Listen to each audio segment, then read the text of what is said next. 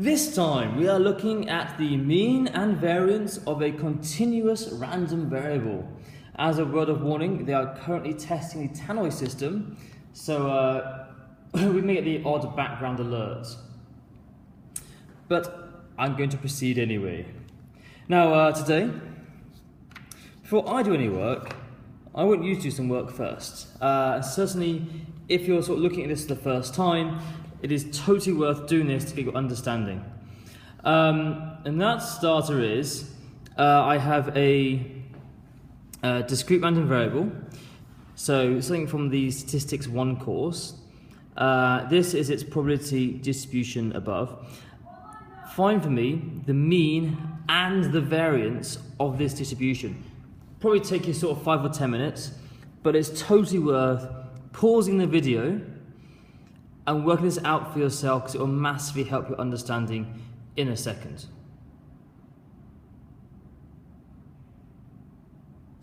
And hopefully 10 minutes later now.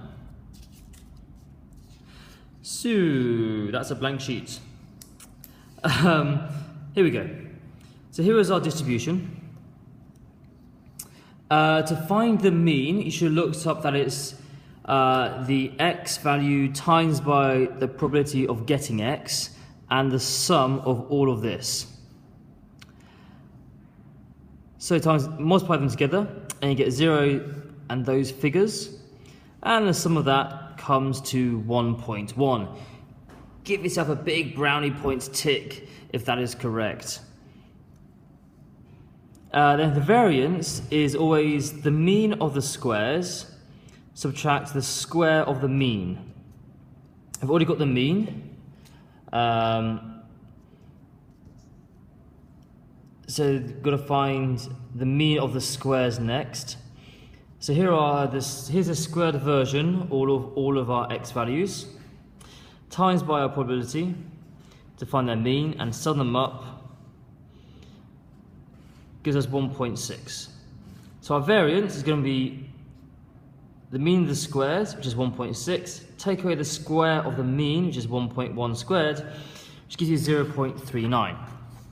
Again, congratulations if you got that one correct. Off it goes. There we go. Now, when we look at a continuous rather than discrete random variable, our mean, put a comparison back again. So in discrete, it was the sum of x times the chance of getting x, and in a continuous, it's the integration of x times fx. Then for the variance, it's x squared. So I did x squared down here. So x squared times fx integrated. Take away again the mean of the squares. So you see there's a real similar, there's that distinct link between the two different topics over two subjects, over two courses in fact.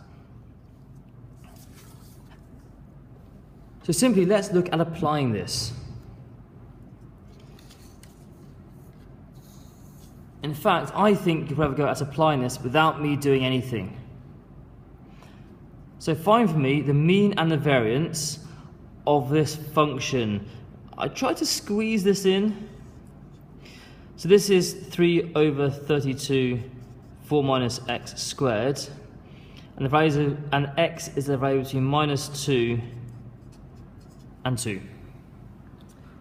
Maybe give itself 5 minutes, 5-10 minutes. Have a go at the mean, certainly first. Then you can pause it, then you can play it again, and then we'll do the variance.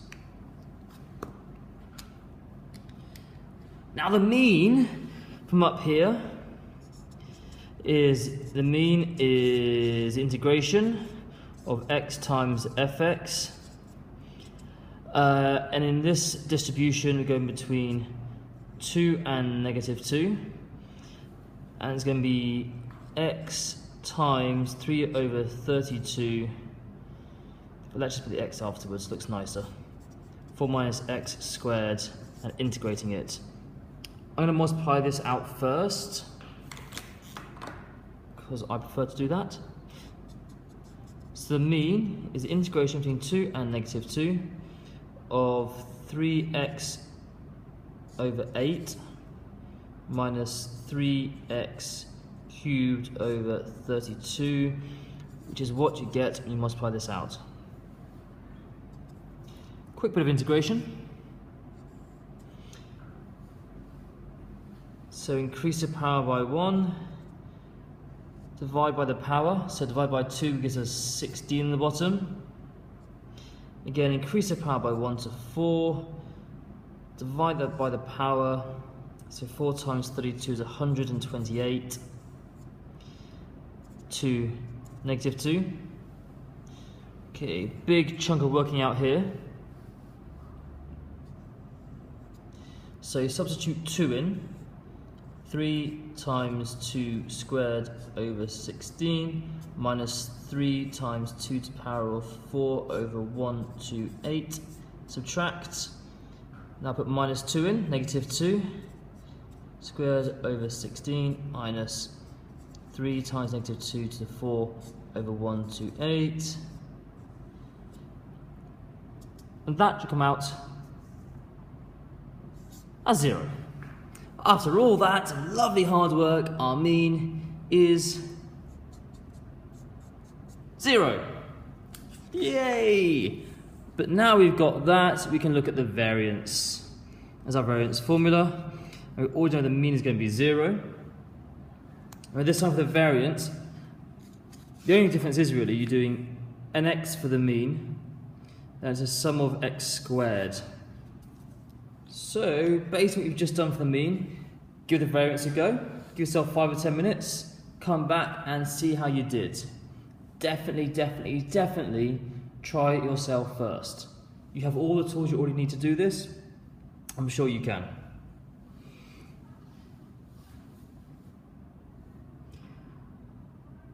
Okay, let's see how we did. So, we're going between 2 and negative 2 still. So it's x squared times this, which gives us 3x squared over 8 minus 3x to the 4 over 32. And we're subtracting the mean squared. And remember, the mean is 0. So we're taking away 0 squared. Just nice and easy, isn't it? So we integrate this section. So increase the power by 1, divide by the power. Well, this, in my head, is going to become a 3. If we divide by 3, they'll cancel out. So we're just going to be left with x cubed over 8. And the next one is going to become 3x to the 5. It comes out to 160. I'm going between 2 and negative 2, and take 0 squared is take nothing, so that can stay as it is. And when you put the numbers in, 2 times 2 to the power of 5 over 160, take away the negative 2, the lower boundary, which is negative 2 cubed over 8 minus 3 times minus 2 to the 5 over 160, and that comes out as 0.8. Obviously, each time you're taking away 0 squared. Beautiful. Right, that is basically it. But before you think you're quite finished, last little warm-up for you. Your brain's firing on all cylinders now. Time for a little bit more work on your part. I've got 3 distributions here, x, y, and z. I want you to find me the mean and variance. So this isn't a continuous random variable, just back to some basic numbers to find the mean and variance of all of these.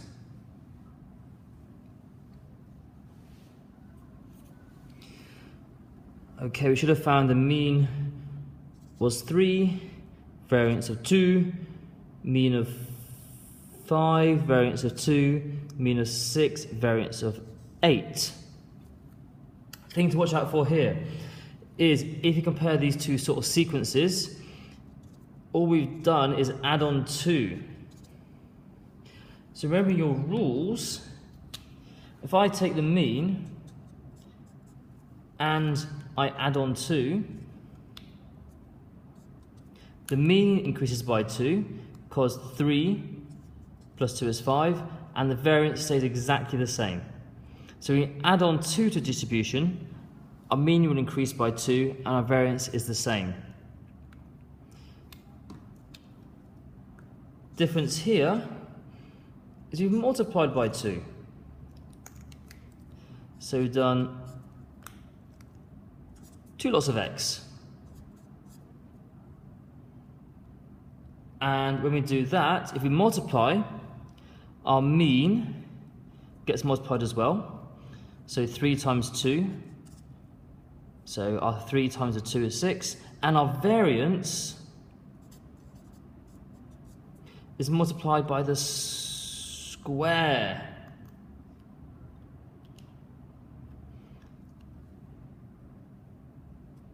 So 2 times 2 squared is 2 times 4, which is 8. So these are our generic rules we encountered earlier on. The reason why these work, if you think about it, here's my original set of numbers, 1 to 5. When I added on 2 to them, all that happens is that my mean has gone up by 2 places. But my variance, the range, the spread of the data, has stayed exactly the same, hasn't moved at all. Which is why when we add things, it affects the mean, but not the variance. Whereas, when we multiply it, so let's use a... Sorry, excuse me. When we multiply it, 1 times 1 is 1, 1 times... Sorry, times by 2. So we're going to times it by 2. So 1 times 2 is 2, 2 times 2 is 4, 2 times 3 is 6, 2 times 4 is 8, 2 times 5 is 10. Our mean, our middle number, we used Z, didn't we? That is multiplied by 2, but the spread of the data has increased, which is your by 2 squared. So spread has also increased. And these rules of how our means and variances are affected still apply for continuous distribution. So if you're told that a mean for y is 13 over 6, and going to apply this rule, well, okay, let's have a look what happens. Plus b, this becomes a squared. So our mean would times by 2 and take away 3. So you do 2 times 13 over 6, take 3. And then, which does that come to? 4/3. And for a variance, this has no effect. When the adding just shifted it up or down, doesn't change how spread out it is.